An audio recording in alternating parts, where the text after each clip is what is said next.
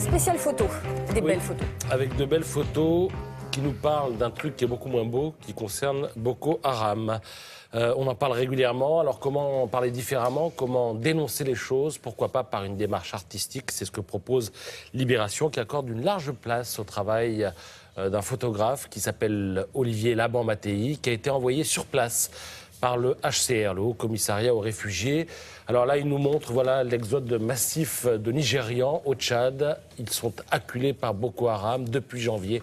Des milliers de personnes traversent le lac Tchad après avoir laissé leurs empreintes sur le sable. Peut-être va-t-on voir les photos en question. Je rappelle que le lac Tchad est à la jonction de 4 pays, le Nigeria, évidemment, le Niger, le Tchad et le Cameroun. Donc on ne se bouscule pas, évidemment, pour accueillir ces réfugiés. La nourriture est rare et certains jours, on ne sert que les familles de plus de 10 personnes. Les autres doivent se débrouiller. De belles photos ce matin dans Libération. Alors, une autre photo maintenant, beaucoup moins pour sa qualité artistique que, on va dire, pour son intérêt informatif. Regardez bien, vous avez 2 groupes. Cette photo est extraite du clip des Enfoirés, la chanson des Restos du Cœur. À droite, vous avez tous les chanteurs. À gauche, tout un groupe de jeunes. Là, on est dans le clip. Et ce matin, et même depuis hier soir, les réseaux sociaux sont très en colère. Ils parlent de chansons de réac, chansons de vieux cons, je les cite, chansons anti-jeunes. Pourquoi alors, je vais vous expliquer pourquoi. Dans la chanson écrite par Jean-Jacques Goldman, vous avez les jeunes, on va peut-être revoir la photo, qui s'adressent aux chanteurs et qui leur disent « Vous avez tout, la liberté ».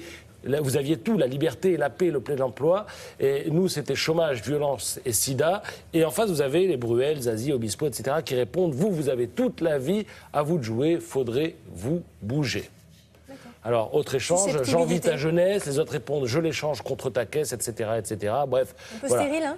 Non, voilà. Est-ce que la chanson est anti-jeune? Chacun jugera. Toujours est-il que ça fait polémique sur les réseaux sociaux. Vous avez même Attali qui s'en est mêlé en disant oui, haine des jeunes, vulgarité, etc. Les Enfoirés ont répondu, c'est un message d'espoir. Au contraire, on ne peut pas plaire à tout le monde. Et voilà.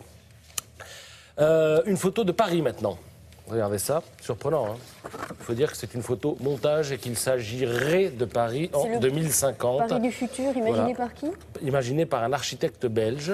Alors des tours végétales, des buildings à capteurs solaires, etc. etc. L'architecte belge qui a imaginé ça et qui nous promet ça pour 2050 s'appelle Vincent Caillebotte. Vous pouvez voir son travail et ses prévisions dans Le Parisien Magazine. Merci beaucoup. On va passer à l'actu.